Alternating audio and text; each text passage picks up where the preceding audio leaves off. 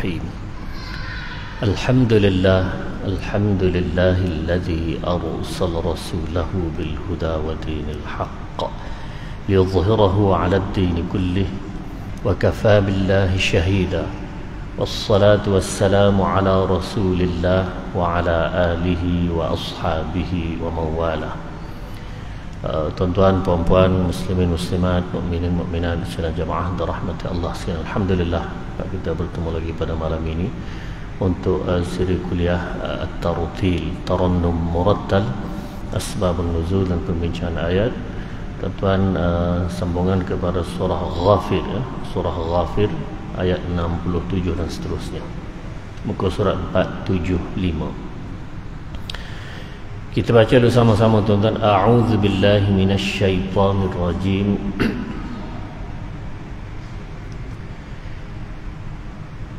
Bismillahirrahmanirrahim.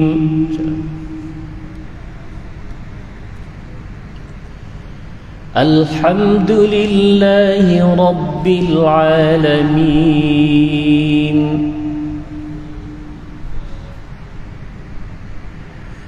الرحمن الرحيم مالك يوم الدين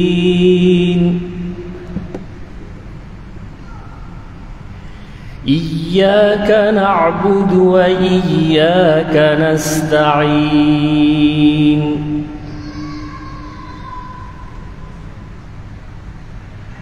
اهدنا الصراط المستقيم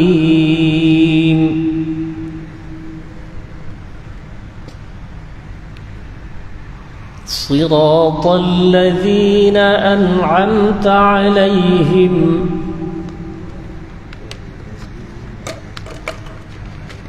غير المغضوب عليهم ولا الضالين.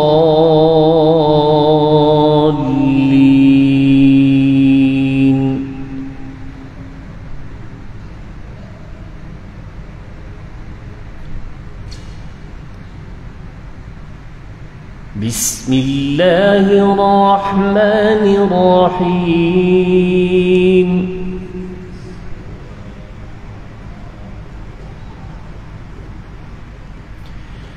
هو الذي خلقكم من تراب ثم من نطفة ثم من علقة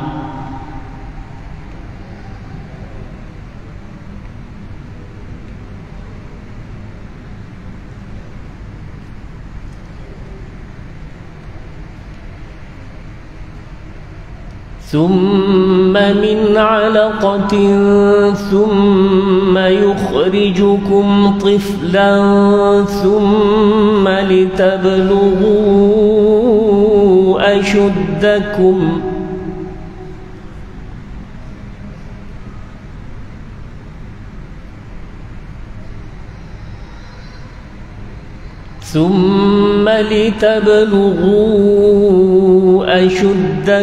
ثم لتكونوا شيوخا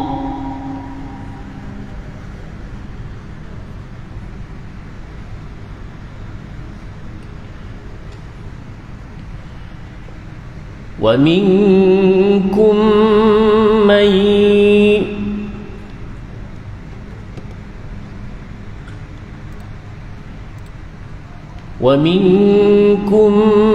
من يتوفى من قبل ولتبلغوا أجلا مسمى ولعلكم تعقلون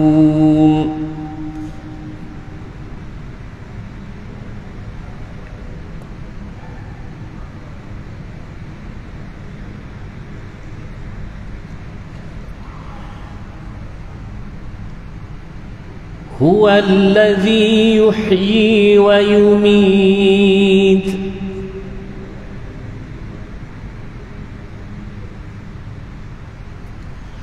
فإذا قضى أمرا فإنما يقول له كن فيكون.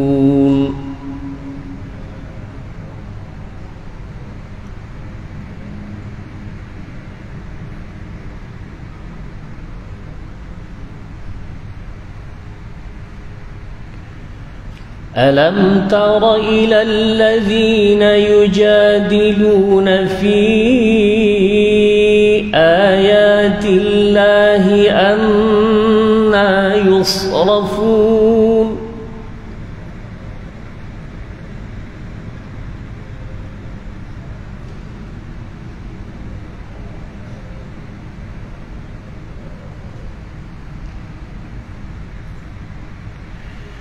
الذين كذبوا بالكتاب وبما أرسلنا به رسلنا فسوف يعلمون.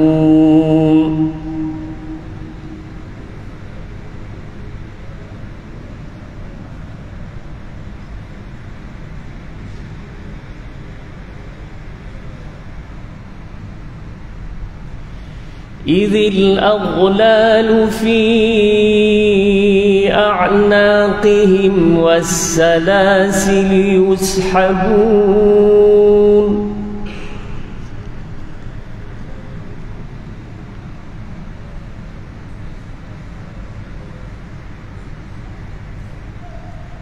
في الحميم ثم في النار يسجرون.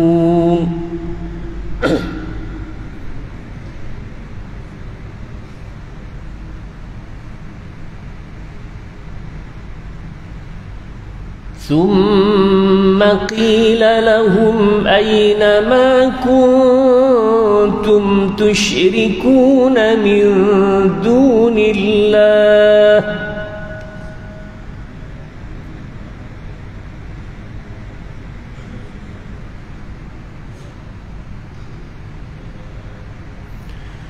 قالوا ضلوا عنا بل لم نكن ندعو من قبل شيئا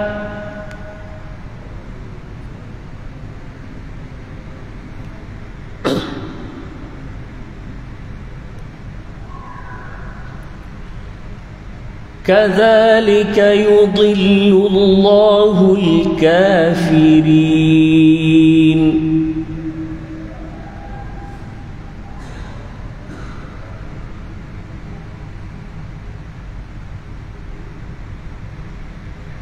ذلكم بما كنتم تفرحون في الأرض بغير الحق وبما كنتم تمرحون.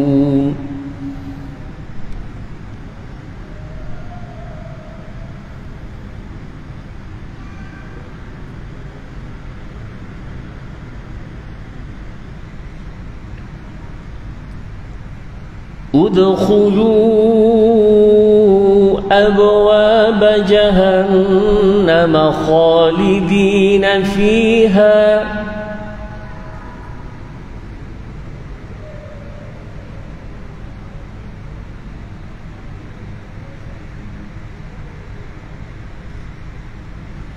فبئس مثوى المتكبرين.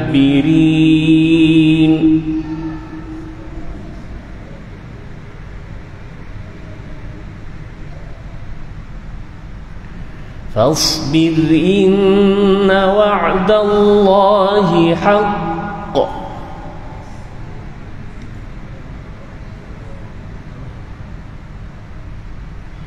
فإما نرينك بعض الذي نعدهم أو نتوفينك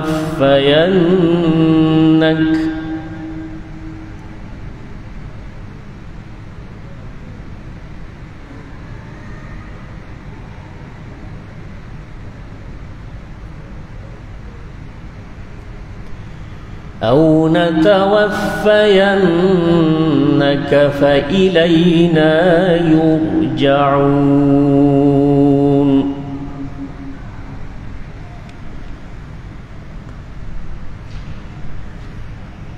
Sadaqallahul azim. Itu dia tuan-tuan puan-puan, lebih kurang satu muka surat daripada surah Ghafir, ya, bahagian yang ke-8, ya. Baik, kita tengok sekejap tuan-tuan tajuk ringkas pada malam ini pada ayat nombor 76, ya, ayat nombor 76. Udkhulu abwab jahannam khalidina fiha. Cuba tuan.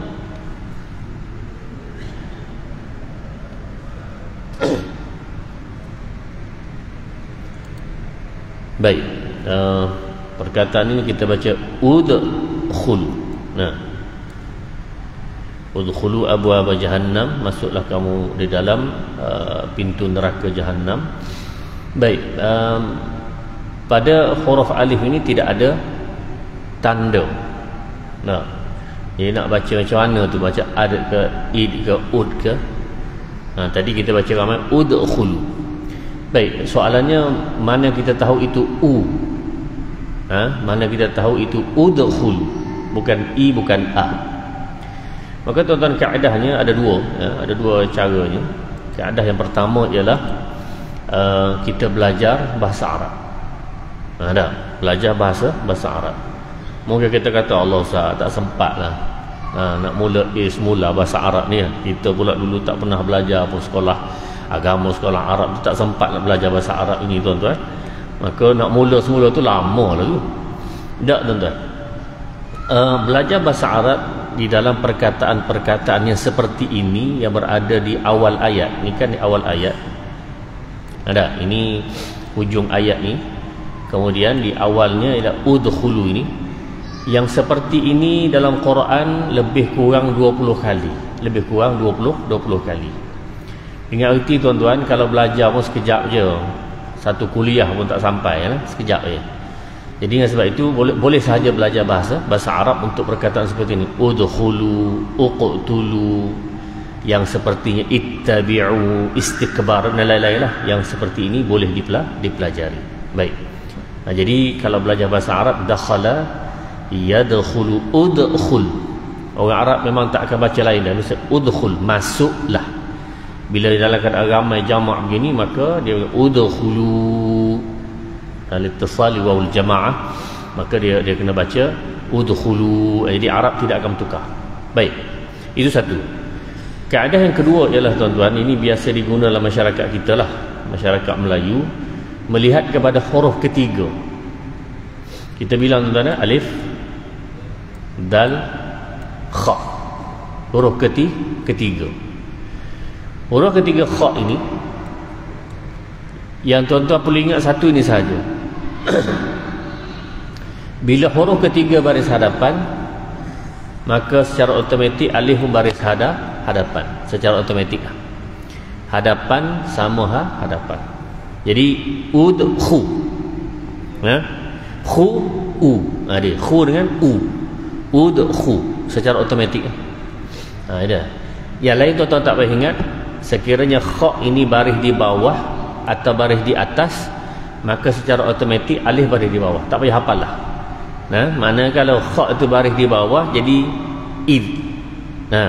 Kalau kha baris di atas tu boleh jadi id juga.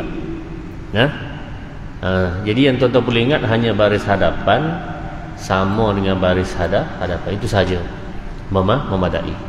Tuan-tuan jadi nak ingat satu tu mudah sangatlah. Ya dah, hadapan sama hadapan, dia punya putar tu sama sahaja. Udkhulu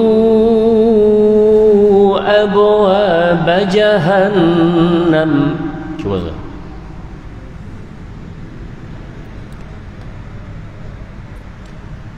Okey, itu dia untuk perkataan udkhul. Kemudian tuan-tuan, yang kita selalu bincang juga itu berkenaan qiraat ringkas pada ayat yang pendek saja, tuan-tuan, ayat 69. Ayat 69.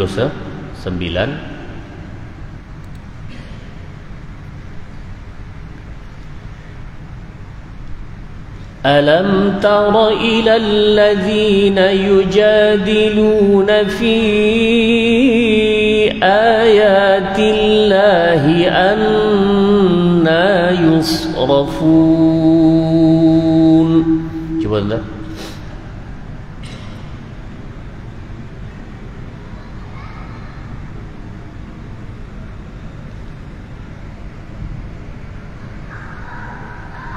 Baik. Ini bacaan kita tuan-tuan. Maksud bacaan kita ini bacaan Hafs daripada Asim. Inilah bacaan yang kita baca daripada dulu kita belajar pun untuk nenek kita, ayah kita, mak kita baca dengan bacaan Hafs daripada Asim.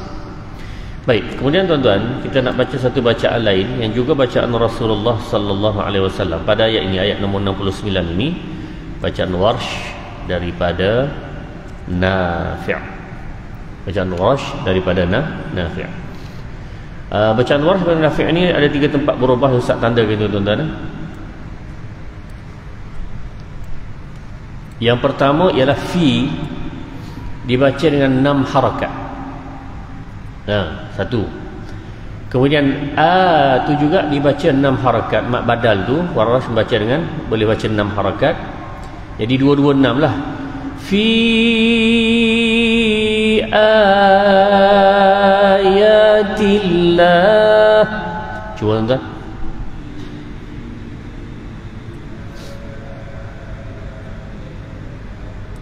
Kedua-duanya 6 harakat. Itu bacaan Warsh daripada Nafi'. Kita tak gitulah, kita fi itu 4 atau 5, kemudian a itu 2 harakat. Itu kita Hafs daripada Asim. Tapi Warsh daripada Nafi' baca dengan 6.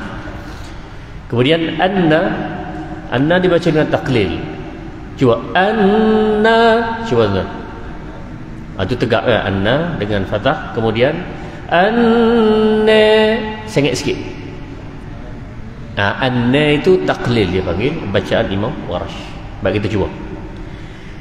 Alam tara ila alladhina yujadiluna fi ayatillah. Cuba.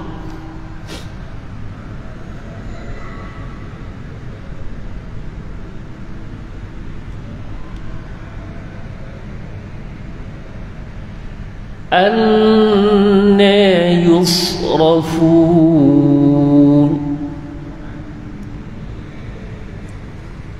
Itu bacaan Imam Warsh daripada Nafi'. Untuk ayat ini, kalau tuan-tuan boleh ingat, tuan-tuan boleh baca di mana-mana dah, dan kena tahu nama dia lah. Apa nama bacaannya? Warsh daripada Nafi'. Tujuan saya bawa ni tuan-tuan, mudah-mudahanlah kita dapat mengenal dengan bacaan-bacaan yang lain yang juga daripada Rasulullah sallallahu alaihi wasallam, memperdekatkan dengan Quran ini satu sunnah sangat besar. Ya. Sunnah Rasulullah lain besar juga, tapi sunnah berkaitan Quran tentu lebih besar. Tuan-tuan. Baik, itu qiraat Warsh daripada Nafi'. Huwa alladhi khalaqakum min turab thumma min nutfatin thumma min 'alaqah. Dialah yang menjadikan kamu daripada tanah, kemudian daripada setitis air mani, kemudian daripada 'alaqah, segumpal darah, thumma nukhrijukum tifla. Thumma nukhrijukum tifla, kemudian mengeluarkan kamu sebagai budak. Thumma litablughu ashuddakum, kemudian kamu sampai menjadi dewasa. Thumma litakunu syuyukha, kemudian jadi tua. Wa minkum man yutawaffa min qabl, kemudian mati. Wa litablughu ajalan musamma, sebahagian pula sampai ke waktu yang tertentu mati jugalah. Wa la'allakum ta'qilun, semoga manusia ini berfikir. Huwallazi yuhyi wa yumit, dialah yang menghidup dan mematikan, yakni Allah. Fa idza qada amran fa innama yaqulu lahu kun fayakun.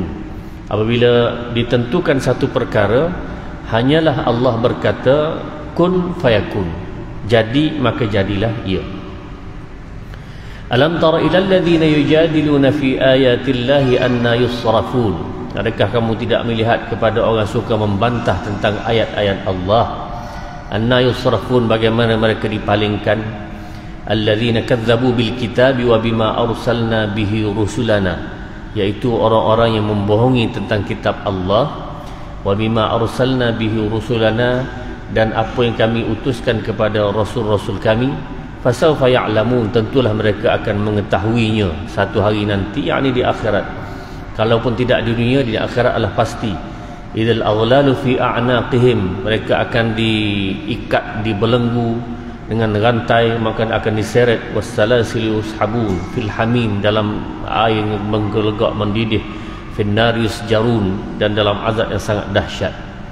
Thumma qila lahum aynama kuntum tusyrikun, maka dikatakan kepada mereka, manakah Tuhan-Tuhan yang kamu syirikkan sebelum ini selain daripada Allah? Min dunillah. Qalu dhallu anna bal lam nakun nad'u min qablu syai'a, sesungguhnya kami sesat, mereka telah menyesatkan kami. Bal lam nakun nad'u min qablu syai'a, kami ini duk sembah perkara yang sebenarnya tidak layak pun kami sembah. Kami duk minta dengan perkara yang tidak layak pun untuk kami minta. Kadzalika yudhillullahu al-kafirin, begitulah sesatnya golongan yang kafir. Tuan-tuan muslim-muslimat rahmati Allah sekalian, dalam ayat yang kita baca pada malam tuan-tuan, Allah Subhanahu wa taala menyebutkan tentang proses kejadian manusia. Proses kejadian manusia daripada asal tanah, kemudian air mani, kemudian alaqah, kemudian lahirnya, budak jadi budak, kemudian membesar dewasa, kemudian jadi tua, kemudian mati. Ini proses kejadian manusia. Tuan-tuan muslim-muslimat rahmati Allah sekalian, kalau kita genung-genung, kalau kita fikir-fikir, sebenarnya semua ini, proses ini, kita kata hampir keseluruhan manusia laluinya. Walaupun adalah yang mati kecil, adalah yang mati ketika mana sekolah rendah, sekolah menengah, belum 40 dah meninggal, itu macam-macam. Tetapi maknanya satu proses yang kita perhati tuan-tuan, itulah dia. Daripada yang tak ada kepada ada dalam perut ibu, kemudian lahir, kemudian membesar, kemudian tua, kemudian mati. Tuan-tuan, jadi kalau begitu prosesnya, sebenarnya kita ni apa? Adakah kita dilahirkan, kemudian bangun pagi, kemudian tunggu masa tuanya, kita kerja-kerja jadi tua, dan akhir mati? Apa sebenarnya Allah Subhanahu Wa Taala nak kepada kita? Adakah kita dilahirkan untuk itu sahaja? Daripada tak ada, kemudian ada, kemudian membesar, kemudian tua, mati, itu sahajakah? Kalaulah begitu sahaja, maka tidak ada apa-apa yang istimewanya. Sedangkan Allah Subhanahu Wa Taala menyebutkan, laqad khalaqnal insana fi ahsani taqwim, kami jadikan manusia ini sebaik-baik kejadian. Thumma radadnahu asfala safilin, tetapi manusia ini terbalik pula, boleh jadi dengan seburuk-buruk pula kejadian. Sebab itulah kata para ulama, manusia ini di antara dua makhluk Allah, iaitu di antara boleh jadi dia sebaik malaikat, atau boleh jadi dia seteruk syaitan. Sebaik malaikat ataupun sejahat syaitan. Wal'iyadzubillah. Kenapa tuan-tuan? Kenapa manusia boleh jadi sampai ke tahap malaikat? Kerana tuan-tuan, manusia ini boleh mentaati perintah Allah Subhanahu Wa Taala, meninggal segala larangan Allah. Itu dia panggil taqwa. Taqwa itu imtisalu awamirillah wajtinabu nawahi. Boleh jadi dia taat pada perintah Allah. Dan bila dia taat pada perintah Allah, tinggal larangan Allah ni, dia meningkat sama ataupun lebih lagi pada para malaikat. Kita kata malaikat tu lebih ke? Lebih dah. Tapi tuan-tuan, malaikat tu tak hebat mana. Kenapa? Kerana malaikat tu memang dicipta untuk demikian. Dia macam robot je. Dia dicipta untuk taat kepada perintah Allah. Itu malaikat. Manusia tidak. Manusia ini wahadainahu najdain, kami beri dua jalan. Sama ada nak taat atau nak kufur, boleh. Faman syaa'a falyu'min wa man syaa'a falyakfur. Kalau dia nak beriman, boleh. Dia nak kufur pun boleh. Maksud boleh ini, dia akan menerima akibat lah. Kalau beriman itu, maka ada akibat kebaikannya, apa dia? Iaitu syurga. Kalau dia kufur, akibatnya ialah masuk dalam neraka. Jadi dia boleh ada pilihan. Malaikat tak ada pilihan. Jadi maknanya makhluk malaikat ini bukanlah sebaik-baik kejadian, kerana memang dia dicipta begitu dah. Manusia tak. Syaitan pula sama juga, tidak ada pilihan. Sebelum daripada dia kisah, dia tidak sujud kepada Nabi Adam, Sebelum itu ada pilihan untuk taat kepada perintah Allah Subhanahu wa taala sebelum itu. Tapi bermula daripada aba wastakbara, dia enggan, aba wastakbara, dia sombong, wa kana minal kafirin, dia tergolong daripada golongan kafir. Maka pada masa itu mula daripada situ tuan-tuan, dia tidak lagi diberi pilihan. Jadi malaikat mewakili kebaikan dan syaitan mewakili kejahatan. Manusia ialah wa kana baina zalika qawama, berada tengah-tengah di antara malaikat dan syaitan. Kalau iman dia kuat menuju kepada malaikat, kalau nafsu dia kuat maka dia menuju kepada syaitan. Wal'iyadu billah. Baik tuan-tuan, jadi kalau kita tanya apa sebab yang Allah Subhanahu wa taala buat, maka tuan-tuan kita kembali kepada ayat yang Allah Subhanahu wa taala sebutkan sendiri. Wa ma khalaqtul jinna wal insa illa liya'budun. Tidak aku jadikan jin dan manusia ini melainkan untuk menyembah aku, beribadat kepada aku. Innad dunya khuliqat lakum, dunia ini semua dijadikan untuk kamu wahai manusia. Nah, binatang-binatang, tumbuh-tumbuhan, kereta, semua rumah, semua ini adalah dijadikan untuk manusia. Tetapi wa annakum khuliqtum lil akhirah, manusia ini Allah tidak jadikan untuk dunia, tetapi Allah jadikan untuk akhirat. Jadi sebagaimana kita atas muka dunia ni tuan-tuan, tak, ini bukan kesudahan kita di sini. Kesudahan kita al-masir. Al-masir ialah di sama ada syurga atau neraka. Mudah-mudahan Allah kembalikan kita masuk dalam syurga, kampung halaman asal kita. Tok kita dulu Adam alaihissalam dan Siti Hawa itu adalah daripada syurga. Maka setiap orang tu kena kembali kepada syurga. Baik. Jadi tuan-tuan, tujuannya apa dia? Tujuannya adalah supaya manusia beribadat, mengabdi diri kepada Allah Subhanahu wa taala. Itu tujuan asal. Baik, muslim-muslim rahmati Allah sekalian. Dalam proses kejadian manusia ini, para ulama mengkaji. Para ulama mengkaji. Dalam ayat-ayat yang pun sebut lagi, min nutfatin thumma min 'alaqatin thumma min mudghatin mukhallaqatin wa ghairi mukhallaqatin linubayyana lakum. Panjang perbincangannya tuan-tuan. Cuma Ustaz nak sebut satu perkara. Dalam kajian tentang kejadian manusia ini tuan-tuan, orang yang mengkaji Al-Quran ini sampai ke tahap dia boleh masuk Islam. Dia kaji Al-Quran ini sampai ke tahap boleh masuk Islam. Kenapa tuan-tuan? Kerana Al-Quran ini menceritakan benda yang semasa turunnya 1000 tahun lepas, 1400 tahun lepas, semasa turun tu tidak ada siapa lagi boleh kaji masa itu, tetapi mereka terima saja. Dan para sahabat radhiyallahu alaihim ajma'in, mereka bila Rasulullah cakap di dalam laut ada api, wal bahril masjur, surah At-Tur, dalam laut ada api, mereka terima je. Dalam laut ada api, oh begitu iyalah. Nah, api sedang membakar dalam laut, mereka terima saja. Setelah 1400 tahun lebih kurang, 1300 tahun, maka orang pun ada alat untuk menyelam. Apa dia panggil tu kan, alat semua pakaian untuk menyelam. Mereka menyelam ke dasar laut. Akhirnya mereka jumpa lah tuan-tuan, bahawa di bawah sana dalam laut itu, dasar laut tu ada api yang sedang membakar batu karang. Soalannya macam mana dia membakar? Ada. Jadi tuan-tuan boleh tengok dalam YouTube tu, ada orang menyelam dan jumpa batu karang sedang terbakar di dalam laut. Masya Allah tuan-tuan.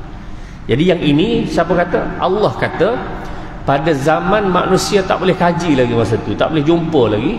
Tapi itulah kebenaran Al-Quran. Jadi orang mengkaji ni dia jumpa, akhirnya dia memeluk Islam. Sebagai contoh dalam kisah ini tuan-tuan, seorang profesor nama Keith Moore, Amerika lah, Profesor Keith Moore ini, dia mengkaji tentang proses kejadian manusia. Min nutfatin, daripada air mani. Kemudian peringkat yang keduanya jadi alaqah. Alaqah ni sebut sebagai leash. Leash ini lintah kecil yang berada di dinding rahim wanita semasa proses mengandung tu, menjadi lintah kecil ini tuan-tuan, dan dia berada di rahim wanita itu. Benda ni tak nampak, kecuali kena pakai satu mikroskop yang sangat canggih itu, tengok baru nampak. Maksudnya apa? Mata kasar tak nampak. Jadi Profesor Kismo ni kata, rupanya di zaman itu, di zaman ayat ini turun, masyarakat Arab ini, khususnya Muhammad ini, telah menipu kita. Ni dia buat lawak sebenarnya, telah menipu kita. Maknanya mereka ini sudah ada mikroskop pada zaman mereka itu. Kalau tidak, macam mana dia nak tahu ni? Macam mana dia nak tahu ini alaqah? Sebab tak nampak. Sehingga boleh beritahu kepada kita ada alaqah. Jadi tuan-tuan, sebenarnya nak menunjukkan bahawa Al-Quran ini bukan daripada Muhammad, ia daripada Allah Subhanahu wa ta'ala. Jadi walaupun Rasulullah tidak pernah menceritakan alaqah ni sebenarnya gini, tak ada cerita benda gitu. Kajian yang kemudian ini baru jumpa, yang akhirnya Profesor Kismo ni memeluk Islam kerana penemuan ini. Bendanya tak payah sepatah je, summa min alaqah. Tapi nak bagi tahu tuan-tuan, itulah ajaibnya Al-Quran. Orang yang mengkaji, orang melihat sungguh tentang Quran ini, pasti dia jumpa. Maka sebab itu tuan-tuan, kebenaran Al-Quran ini akan nampak terselahnya bila dikaji, bila diteliti, bila dibuat research, kajian dan seumpama itu, insya-Allah mereka menemuinya. Cuma malangnya yang membuat kajian ini biasanya orang bukan Islam. Orang Islam ni ketinggalan untuk mencari gali Al-Qurannya sendiri. Tapi tak apalah, mudah-mudahan orang mengkaji itu akan memeluk Islam. Kata seorang sarjana Islam, dia kata, kalaulah orang bukan Islam yang mengkaji Al-Quran akhir memeluk Islam, dia kafir. Akhir dia kaji memeluk Islam, apa hal bagaimanakah orang Islam yang telah Islam mengkaji Quran? Bagaimana keadaan Islam ni?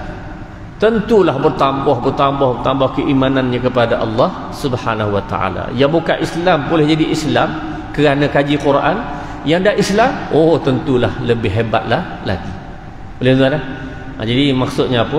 Inilah kehebatan, kita kata kecanggihan Al-Quran, yang memang membuktikan dia bukan daripada Muhammad sallallahu alaihi wasallam, tapi daripada Allah Azza wa Jalla. Allah lah yang menghidup dan memati. Selepas proses itu tuan-tuan, akhir manusia mati. Dan di mana-mana pun tentang cerita mati ni Allah suruh ingat. Bukan kata majlis ni tak payah ingat mati, tak. Di mana-mana sekalipun, hatta tuan-tuan, hatta semasa majlis hari raya pun suruh ingat mati juga. Majlis hari raya. Kat mana tuan-tuan? Di semasa sembahyang hari raya, antara sunnah Rasulullah sallallahu alaihi wasallam ialah Rasulullah membaca surah Al-A'la Al-Ghashiyah. Al-A'la Al-Ghashiyah. Tuan-tuan, kedua-dua surah ini, Al-A'la Al-Ghashiyah ni, antara lain ialah cerita tentang hari kiamat, cerita tentang mati. Jadi dengan sebab itu tuan-tuan, kita kata tak boleh ke tangguh dulu ya Rasulullah, ini hari raya, hari bergembira. Kita buat raya tuan-tuan, hari-hari dari tu dah open house sampai bulan Zulqa'dah ni ada open house lagi tuan-tuan.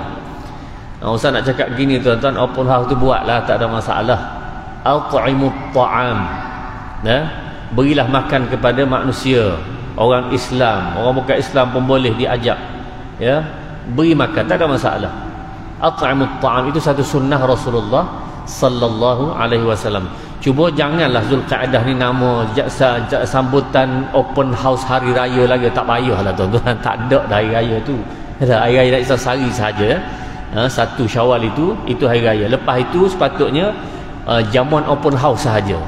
Silaturrahim okey, no problem. Silaturrahim tak ada masalah. Tetapi kalau nak bagi nama hari raya sudah tidak ada lagi. Baik. Jadi tuan-tuan, Allah mengingatkan tentang dia menghidup, dia memati.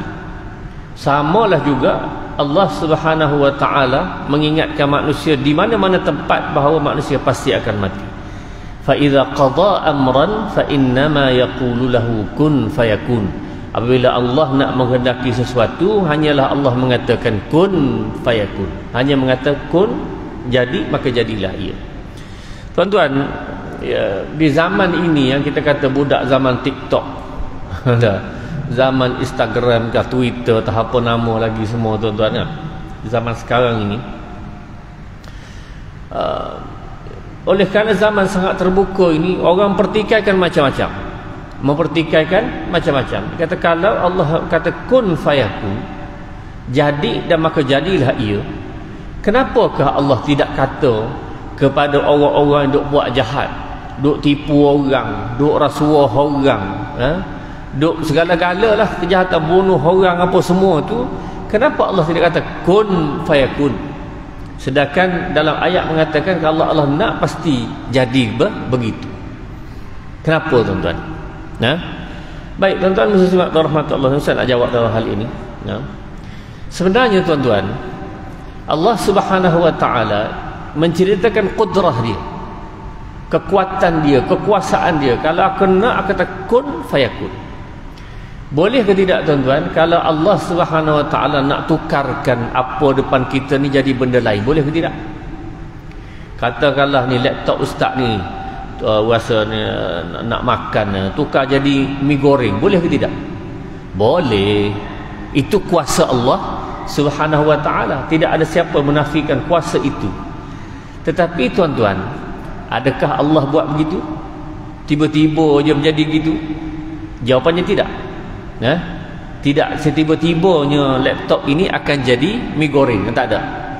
Kenapa? Itu dia panggil sunnatullah. Sunnatullah. Jadi ada dua perkara, satu qudratullah, kekuatan Allah, kekuasaan Allah, iaitu Allah boleh buat bila-bila masa, tidak ada had untuk dia. Yang kedua ada sunnatullah. Sunnatullah ni mudahnya ialah undang-undang Allah. Allah buat undang-undang. Antara sunnatullah yang mudah tuan-tuan, sekarang kalau kita rasa lapar, apa kita kena buat? Kita kena makan. Kita dahaga, apa kita kena buat? Kita dahaga kena minum air. Itu sunnatullah. Boleh tak kita lapar ni tiba-tiba Allah bagi kenyang? Boleh tidak? Boleh. Kita dahaga tiba-tiba Allah bagi air, hilang haus begitu saja, boleh ke tidak? Boleh. Tetapi itu bukan sunnatullah, itu qudratullah. Qudratullah ini hanya berlaku pada ketika-ketika yang Allah nak buat. Bila? Itu hanya Allah yang mengetahui. Nah, misal contoh tuan-tuan, ketika mana satu keadaan yang perlu sangat, contohnya dalam peristiwa yang kita sebut Nabi Ibrahim alaihissalam. Nah, sifat api ni sunnatullahnya ialah sifat membakar, betul? Api membakar. Ada tak api yang tidak membakar? Jawapannya tak ada. Sifat api ni kalau membakar mesti hangus, hancurlah suatu benda yang dibakar itu. Tak ada api tidak membakar. Tapi Allah kata qulna ya narukuni bardan wa salaman ala Ibrahim. Wahai api sejuk, selamat kepada Ibrahim. Boleh? Boleh. Tapi adakah setiap kali berlaku begitu? Tak. Hanya kes itu sahaja semasa Nabi Ibrahim dibakar itu. Nah, sama juga tuan-tuan ketika kisah Ashabul Kahfi, walabithu fi kahfihim 300 sinina wazdadu 9. Qala kam labith, berapa lama kamu tidur ni? Qalu labithna yawman aw ba'da yam, mungkin sehari, setengah hari gitulah. Nah, bal labista mi'ata amin. Bahkan kamu tidur tu begitu panjang. Dalam kisah itu Uzair tidurnya sampai 100 tahun. Ashabul Kahfi 300 tahun tidurnya. Tidur 300 tahun ni tak makan, tak minum, boleh hidup ke? Boleh. Lapar? Tak lapar. Dahaga? Tak dahaga. Kenapa? Allah Subhanahu wa taala dengan qudrahnya buat begitu. Jadi maksudnya tuan-tuan, kun fayakun ini Allah Subhanahu wa taala dengan kuasa yang kita tidak boleh pertikai, dia boleh buat. Cuma tuan-tuan, ada kaedah-kaedah yang Allah menjalankan dunia ini. Adakah kaedah? Bila ada kaedah tu kita yakin bahawa yang Allah suruh, contohnya wala tulqu biaidikum ila tahlukah, jangan kamu campak diri kamu ke arah binasa. Maknanya kalaulah dia tahu api itu membakar, tiba-tiba dia pergi lompat dalam api, itu tak kena dah tuan-tuan. Kenapa tak kena? Kerana sifat api itu membakar, sunnatullahnya dah demikian. Walaupun Allah dengan kudrah Allah boleh melakukan dengan kaedahnya kun fayakun.